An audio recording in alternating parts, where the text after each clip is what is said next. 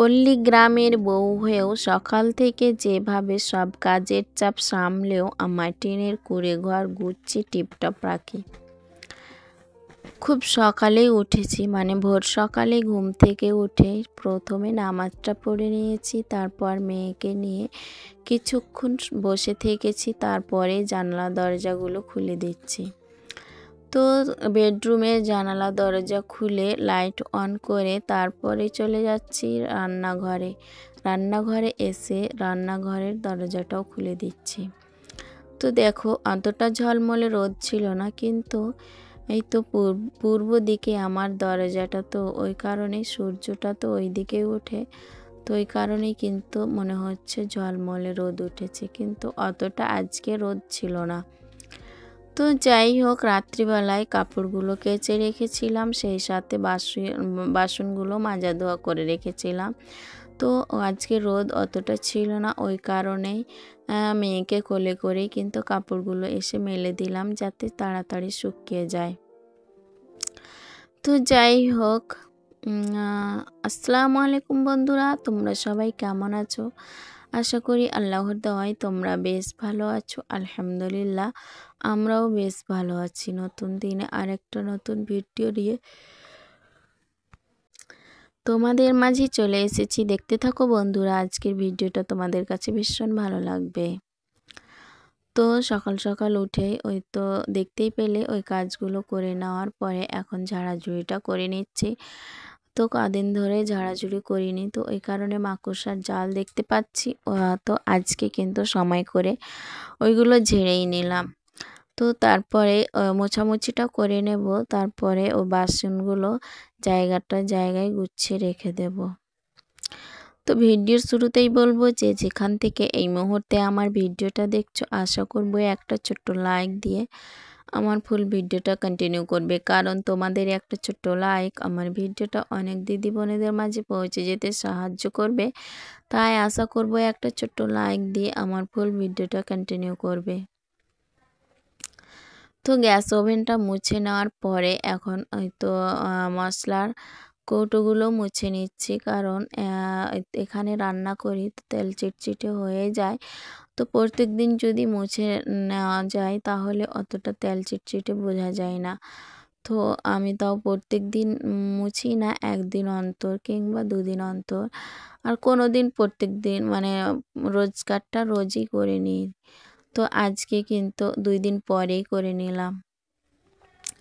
তো এখন বাসনগুলো ওই তো জায়গায় গুছিয়ে নিলাম, ওটা কিন্তু অফ ক্যামেরায় করে নিয়েছি, না হলে তো ওই গামলার মধ্যেই ছিল, দেখতেই পেলে। কিন্তু ওটাও ভিডিও শ্যুট করতে চেয়েছিলাম, কিন্তু ওটা আমি অন করিনি, আর সব কিছু জায়গায় গুছিয়ে রাখা হয়ে গিয়েছিল, তো ওই কারণে ওটা ভিডিও আর শ্যুট হয়নি।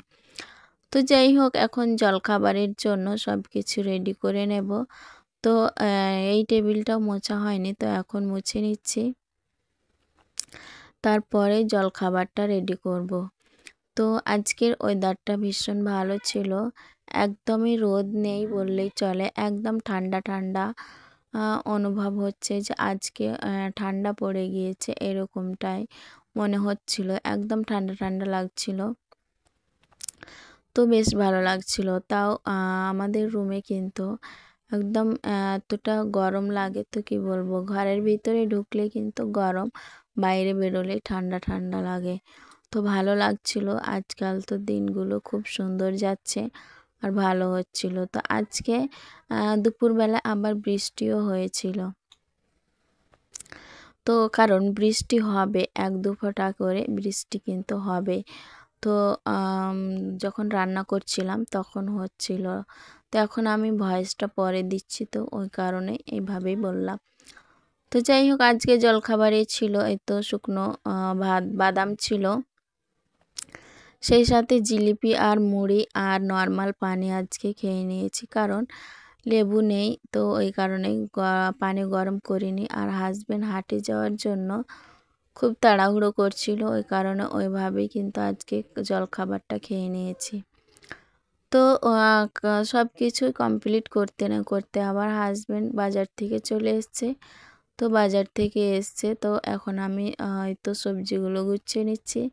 তারপরে মাছ বেছে ধুয়ে পরিষ্কার করে নেব। তারপরে কিন্তু আজকে মাটির চুলায় রান্না করব। তো মাটির চুলায় রান্না করব এটা তোমরা একটু পরেই দেখতে পাবে। তো এখন আমি সবজি বাজারটা গুছিয়ে নেব, তারপরে রান্না বান্নাটা শুরু করব। তো যাই হোক, আমার মাটির চুলা বানানোটা কেমন হয়েছে, আশা করি সবারই ভালো লেগেছে। অনেক সব ভালো ভালো কমেন্ট করেছিল, আর ভিউটাও এসেছে কিন্তু ভালো। তো যাই হোক, আমার ভীষণ ভালো লেগেছে যে আমার একটু মাটির চুলাটা অনেকের পছন্দ হয়েছে। তো এভাবে মানে মাটির চুলাটা বানিয়ে তারপরে রান্না করছি। দেখো কি সুন্দরভাবে উনুনটা জ্বলছে, তো দেখতে পাচ্ছ। এত রান্না করতে ভালো লাগছে কি বলবো, একদম কম মানে কম খড়ে কম মানে লকড়িতেই কিন্তু রান্নাটা হয়ে যাচ্ছে। একটা দুটো মোচার টুকরোগুলো দিচ্ছি, আর সেই সাথে একটা ডাঁটা দিয়েই কিন্তু রান্না হয়ে যাচ্ছে। এত কম ডাঁটা লাগছে, আর খড় এত কম খড় লাগছে, তো কি বলবো। এভাবে হাঁড়ির উনুন যদি তৈরি করা যায় তাহলে রান্না করতে ভীষণ ভালো লাগবে। যারা করনি তারা করে দেখো, অনেক মজা রান্না করতে। একদম গ্যাসের থেকে রান্না তাড়াতাড়ি হয়ে যায়, আর তুমি একটা রান্না বসিয়ে আর একটা জন্য রেডি করতে না করতে ওই রান্নাটা হয়ে যাচ্ছে। এত দ্রুত জ্বলছে, আর রান্না বান্নাটা এত সুন্দরভাবে হয়ে যাচ্ছে। তো এক এক করে আমি 3 তরকারি কিন্তু বানিয়ে নিয়েছি আমার এই মাটির চুলাতে। তো মাছের পাতলা ঝোল করলাম, কাতলা মাছ এনেছিল আজকে, আর সেই সাথে ফুলকপি আর বেগুনের একটা তরকারি। এখন সর্ষে শাকটা ভাজি করে নিচ্ছি। তো যাই হোক, আমার রান্না বান্নাটা কমপ্লিট হয়ে গেল। এখন কি কি রান্না হলো সেটাই তোমাদের ফাইনাল লুকটা দেখিয়ে দিচ্ছি। তো যাই হোক, যে সমস্ত দিদি বোনেরা আমার চ্যানেলের মধ্যে নতুন এসেছো, আমার ভিডিও প্রথমবার দেখছো, আমার ভিডিও দেখতে যদি তোমাদের একটু হলো ভালো লেগে যায়, তাহলে আমার চ্যানেলটাকে সাবস্ক্রাইব করে বেল আইকনটা প্রেস করে দিতে পারো। এতে করে যেটা হবে, আমার ভিডিও ছাড়া মাত্রই তোমাদের কাছে নোটিফিকেশন সবার আগে পৌঁছে যাবে, তখন তোমরা সময় সুযোগ করে দেখে নিতে পারবে। আর যারা অলরেডি এই কাজটি করে দিয়েছো তাদেরকে অসংখ্য ধন্যবাদ। তো এখন রান্না বান্না করে গোসল করে খাওয়া দাওয়া করে নিয়েছি, তারপরে বিকেলে চলে এসেছি বেডরুমে। তো বেডরুমে খাওয়া দাওয়ার পর কিন্তু শুয়েছিলাম, তারপরে বেডরুম আবার তো নোংরা হয়ে গিয়েছে, তো এখন একটু গুছিয়ে নিচ্ছি। কারণ বেডরুমে খাওয়া দাওয়ার পরে তো হাজব্যান্ড যতক্ষণ থাকে ততক্ষণ কিন্তু মেয়ে, হাজব্যান্ড, এমনকি আমিও শুয়ে থাকি, তখন মোবাইল ঘাটাঘাটি করি। তো ওই কারণে বিছানাটা আবারও নোংরা হয়ে যায়, ওই তো এদিক সেদিক হয়ে যায়, জায়গাটা জায়গায় থাকে না। ওই কারণে এখন আবার গুছিয়ে নিচ্ছি। সকালবেলায় কিন্তু একবার গুছিয়ে নিয়েছিলাম, তারপরে এখন আবারও গুছিয়ে নিচ্ছি।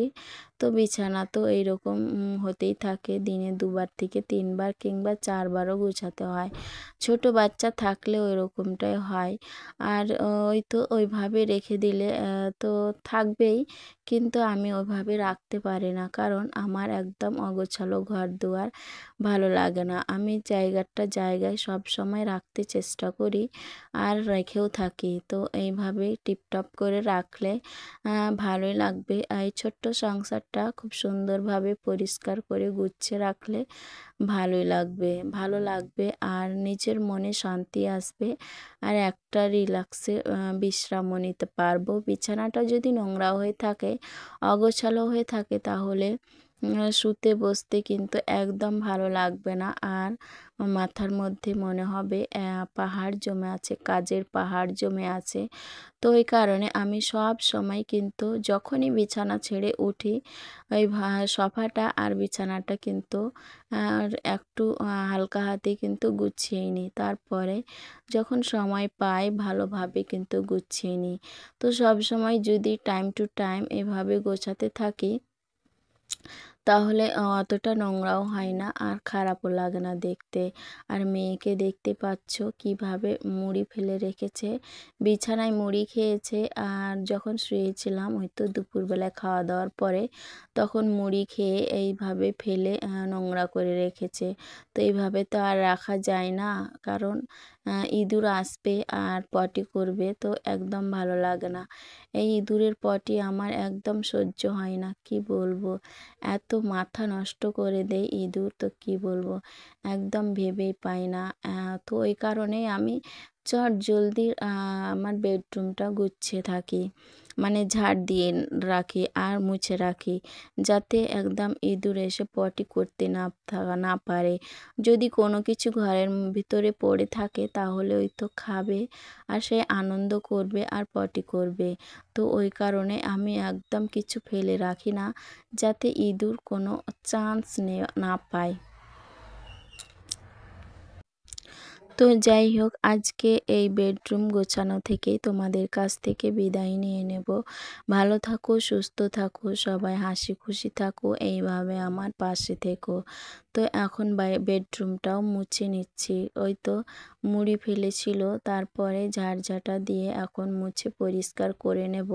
তো এইভাবে আমি সব সময় আমার ছোট্ট সংসারটাকে টিপটপ রাখি। তো যাই হোক, আজকেও কিন্তু সেইভাবেই টিপটপ করে গুছিয়ে নিলাম।